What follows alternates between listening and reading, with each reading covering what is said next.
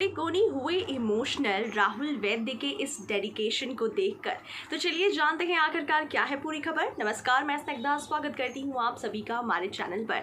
जैसे ही राहुल वैद्य ने अपनी आवाज़ में ये गाना जब से रिलीज़ किया है एली को, तब से एली गोनी हो गए हैं इमोशनल इस गाने को सुनने के बाद, और झट से आ गए लाइव, जिसमें एली गोनी और राहुल वैद्य लाइव सेशन के दौरान अपने एक्सपीरियंसेस शेयर कर रहे हैं इस गाने को लेकर, जिसमें राहुल वैद्य ने सबसे पहला सवाल यही किया कि एली, तुम्हारे लिए ये गाना था, तुम बताओ कि तुम्हें ये गाना कितना पसंद आया।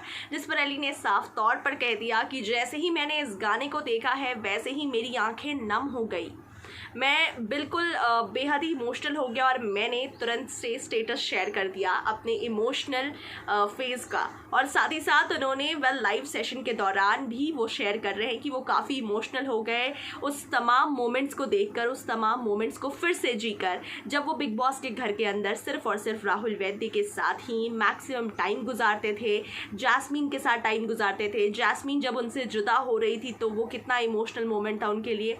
सो ओवरऑल देखा जाए तो एली गोनी की ये पूरी जर्नी इस गाने में है और राहुल वैद्य ने उसे एक बेहद ही प्यारे तरीके से इस गाने में बना दिया है, गाने में पिरो दिया एक तरह से बोल सकते हैं।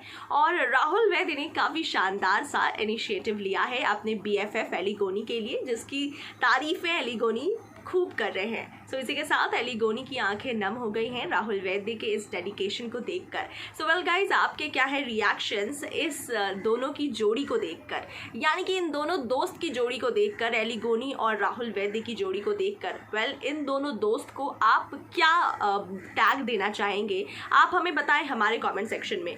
जय वीरू या फिर राम लखन की जोड़ी, क्या बोलना चाहेंगे आप हमें खुद से बताएंगे हमारे कॉमेंट सेक्शन में कॉमेंट करके। तमाम बॉलीवुड और टीवी दुनिया से जुड़ी हर एक खबरों के लिए देखते रहिए हमारा चैनल।